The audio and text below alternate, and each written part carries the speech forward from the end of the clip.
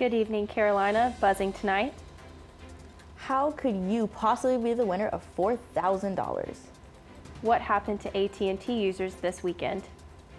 What another South Carolina native is nominated for at the Oscars? And a review of what happened at the SAG Awards. This and our opinions on these topics are coming up.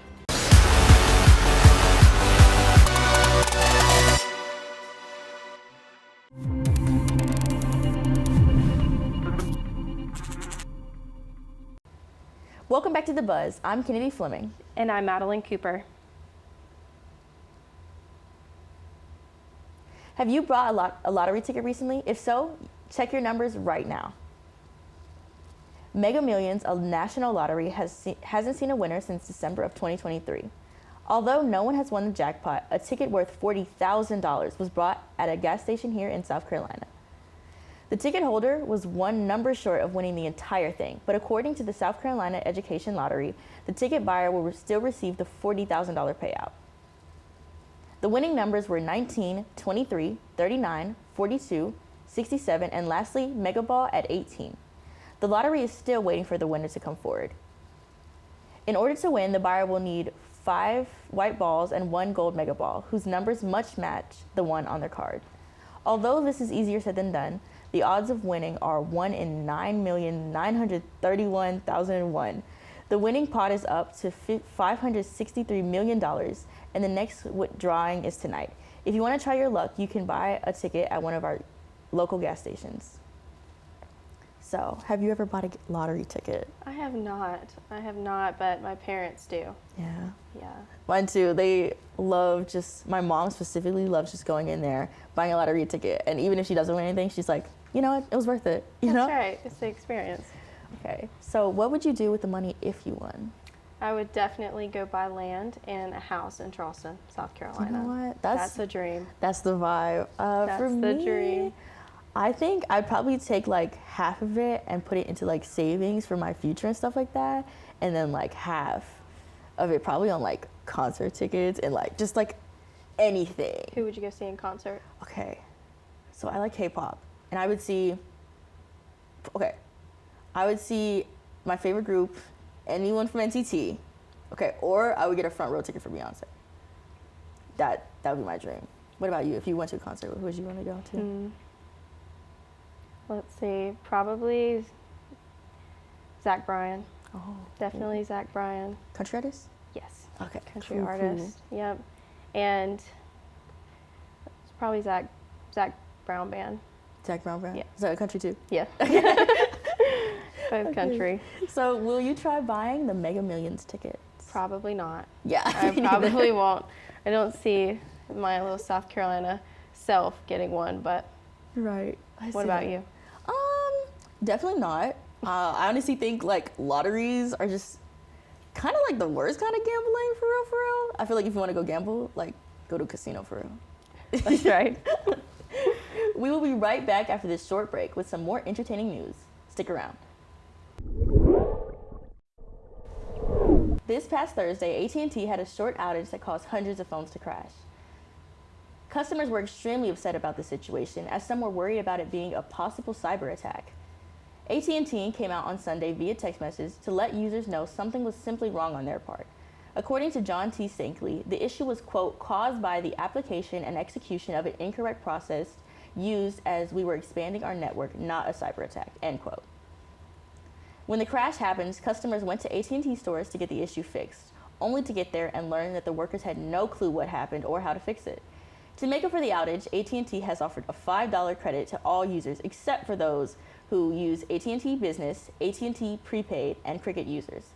The credit is added to the user's account and should appear within 2 billing cycles. Okay, so do you have AT&T? Well, I have T-Mobile, and a part of the outage was with T-Mobile. So all day my phone didn't work at all. How about you? For me, when I was calling people, it was glitching in and out, but I could still call my dad, which I think was good. As long as I could use my Waze app to travel, I think it was pretty good. I think text messages and call worked the best, but probably social media is what wouldn't work for me. The internet and all. Because I remember when it happened, and I was wondering, like, why is my phone not working? Because my dad was blowing up my phone at like 8:30 in the morning, and I was like, why is he calling me this early in the morning? Because I am not awake. But that was my reason. And then, do you think it was really an error, or do you think it was like probably cyber attack? It was probably, in my opinion, I think it was probably just an error. I don't think it would be a cyber attack because it was fixed very shortly, but it was fixed in like a day. So, what do you think? When I was on TikTok, I saw this video, and she was talking about like the letter that he had sent out, and people in the, like, a bunch of workers who used to work in IT were talking about how either they're probably hiding something, or something happened and they don't know what it is. Yeah. But I mostly feel like what you said is true. It's just like, this happened. It might have just been a little error. Yeah, that's what I was thinking.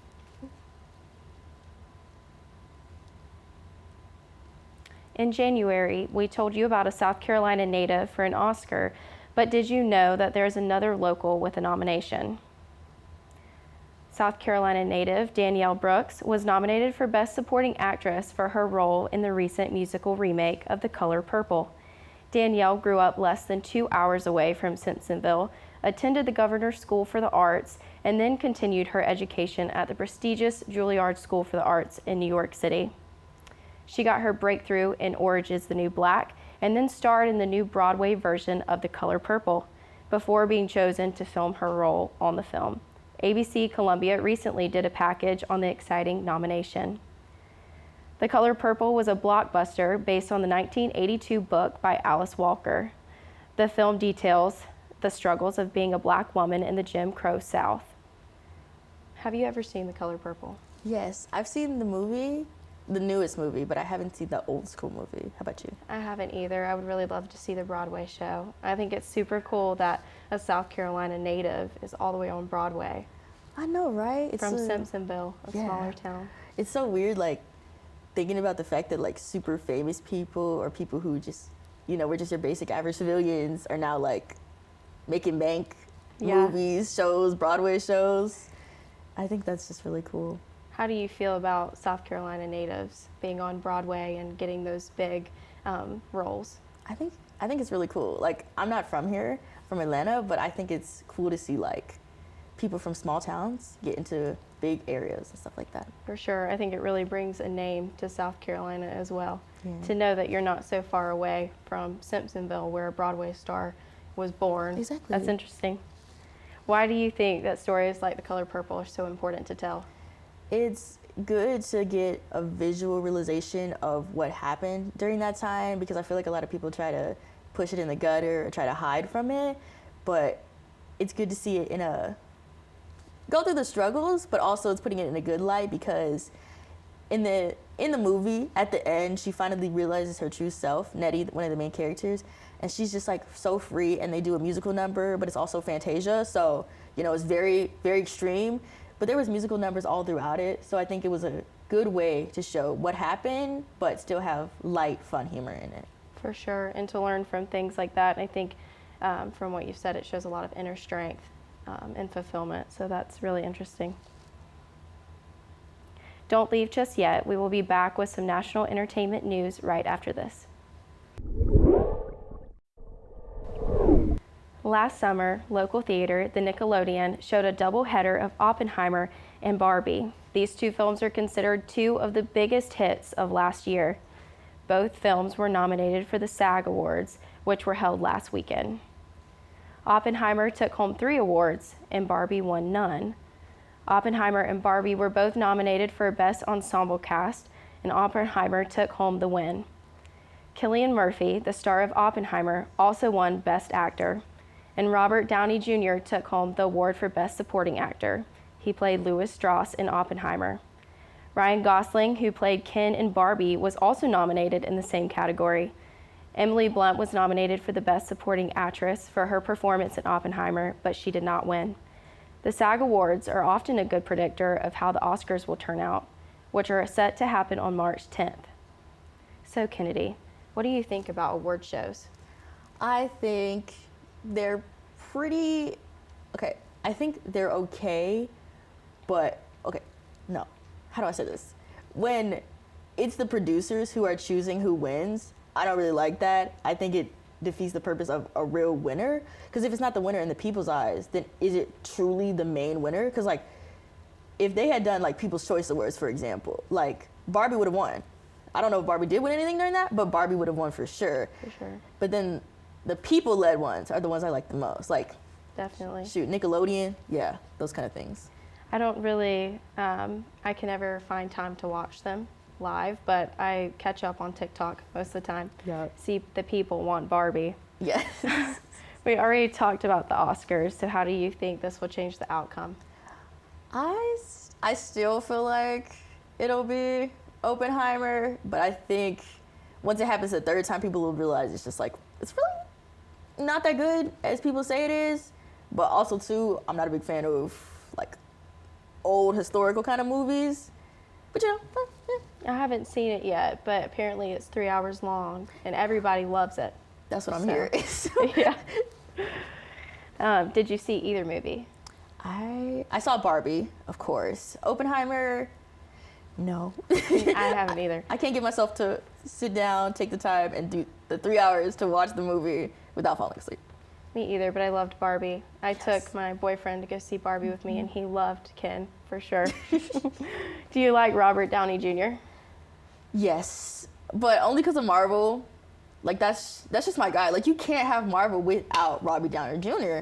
Like, nobody's going to be like, oh, I like Marvel. Who's your favorite character? Probably Iron Man. Definitely. I was just about to say the Avengers are like my favorite movies. Yep. I love those. Oh, what's your favorite Marvel movie? Iron Man. Iron Man. Oh my gosh. Emily Blunt movies, Mary Poppins and Quiet Place. Ooh, I don't really know much about Emily Blunt. When I think of her, I think of, isn't she married to like someone other famous person? I'm not sure. I feel like, oh yeah. Oh, it reminds me. I feel like it's Ryan Reynolds. I just feel like they match each other. Alrighty, well, that is all we have for tonight's episode of The Buzz. Be sure to follow us on Instagram, X, and Facebook at SGTV at USC. To keep up with all of our content, be sure to also visit us online at SGTV at USC.com. For SGTV, I'm Madelyn Cooper. And I'm Kennede. From all of us here at SGTV, have a great night, Carolina, forever to be.